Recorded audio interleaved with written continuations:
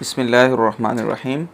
دوستوں، آج ہم ترجمۃ القرآن کا سلسلہ شروع کر رہے ہیں، اور اس سلسلے میں ہم کوشش کریں گے کہ قرآن مجید کی چند آیات کا، تھوڑی سی آیات کا، اگر زیادہ طویل ہو تو ایک آیات یا دو آیات کا ہم آپ کو ترجمہ پیش کریں۔ ہم اس کی تفصیلی تفسیر کے اندر نہیں جائیں گے، اس کے لیے آپ علماء کرام کی تفاسیر کا مطالعہ کر سکتے ہیں، اور اگر ہمیں موقع ملا تو ہم کچھ اور ویڈیوز بنائیں گے جس میں ہم تفصیل کے ساتھ ان تفاسیر کو ڈسکس کریں گے۔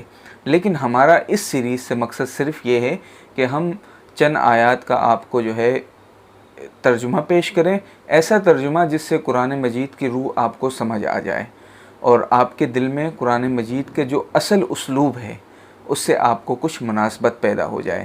تو انشاءاللہ آج ہم شروع کرتے ہیں، مزید اس کے بارے میں ہم بات چیت بھی کرتے رہیں گے۔ بسم اللہ الرحمن الرحیم۔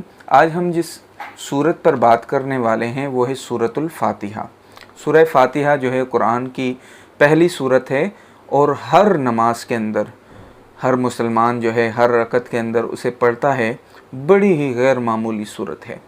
یہ بظاہر ایک دعائیہ انداز میں لکھی گئی ہے، لیکن اس کے اندر پورے قرآن مجید کے مضامین کا خلاصہ ہے۔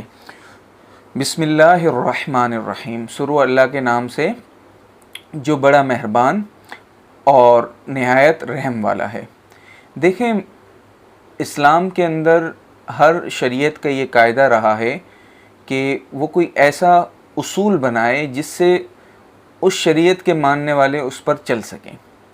اب اللہ تعالیٰ نے مسلمانوں کے لیے پسند کیا کہ وہ کوئی بھی کام شروع کریں تو اس سے پہلے بسم اللہ پڑھیں، یعنی اللہ کا نام لیں۔ اس سے کیا فائدہ ہوگا؟ ایک تو ہم برے کام سے بچ جائیں گے۔ جب اللہ کا نام آئے گا تو ہم سوچیں گے بھائی اب اللہ کا نام آ گیا ہے تو ہمیں برا کام نہیں کرنا چاہیے، پھر ہم اچھا کام کریں گے۔ اور جب اچھا کام کریں گے تو ہم کہیں گے دیکھیں ہم نے اللہ کا نام لیا ہے تو ہمیں اسے درست طریقے سے کرنا چاہیے، تو ہم کوشش کریں گے اسے درست طریقے سے کرنے کی۔